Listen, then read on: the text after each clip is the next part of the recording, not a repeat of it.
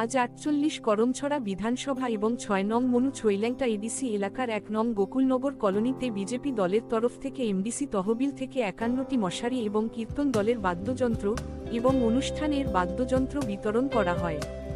উক্ত বিবরণী অনুষ্ঠানে অংশগ্রহণ করেন ৬ নং মনু ছৈল্যাংটা এডিসি এলাকার এমডিসি মাননীয় সঞ্জয় দাস মহোদয়, বিজেপি দলের কর্মকর্তা মাননীয় পরিতোষ দেববর্মা মহোদয় এবং অন্যান্য কর্মকর্তাগণ।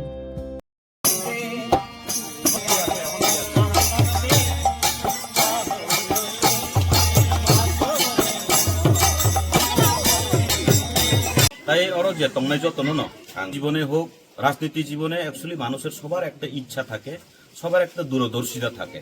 তা আমি একটু আগে শুনছি যে আমরা মানুষের মতো এত বড় বড় বিল্ডিং ঘর, বড় বড় বাড়ি, বড় বড় গাড়ি এইসব আমরা চিন্তাধারা করি না, ঠিক আছে না। ভাইয়ের মুখে শুনছি আমরা পিতৃ সমতুল্য যে রায়চাঁদ দাস মহোদয়, তার একটা ইচ্ছা ছিল মানে এখানে বাদ্যযন্ত্র একটু দিয়া যাইতে পারলে মরার আগে শান্তি পাই। এটা একটা কিন্তু খুব আনন্দের বিষয় বা একটা খুব গুরুত্বপূর্ণ বিষয়।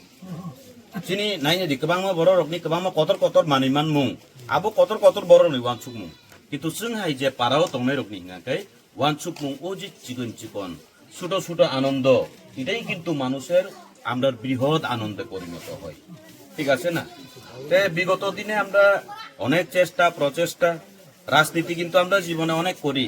রাজনীতি কইরা আমরা এখানে কেউ মানে সংসার পালাইতে পারি এমন কেউ নাই। কিন্তু রাজনীতি জীবনের একটা উদ্দেশ্য হইছে আমি রাজনীতি কইরা এই দল কইরা আমার পাড়ার লাগি আমি কিচ্ছু করতে পারবো কিনা, ঠিক আছে না।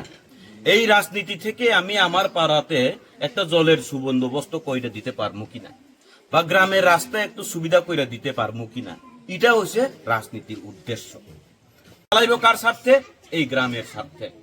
যদি গ্রামে একটা গরিব পরিবারের ঘরে যদি একটা বিবাহ অনুষ্ঠান হয়, যদি বাইরে থেকে আমি ওই ব্যান্ড পার্টি যদি আনতে হয় ১০,০০০, ১৫,০০০, ২০,০০০ টাকা প্রয়োজন।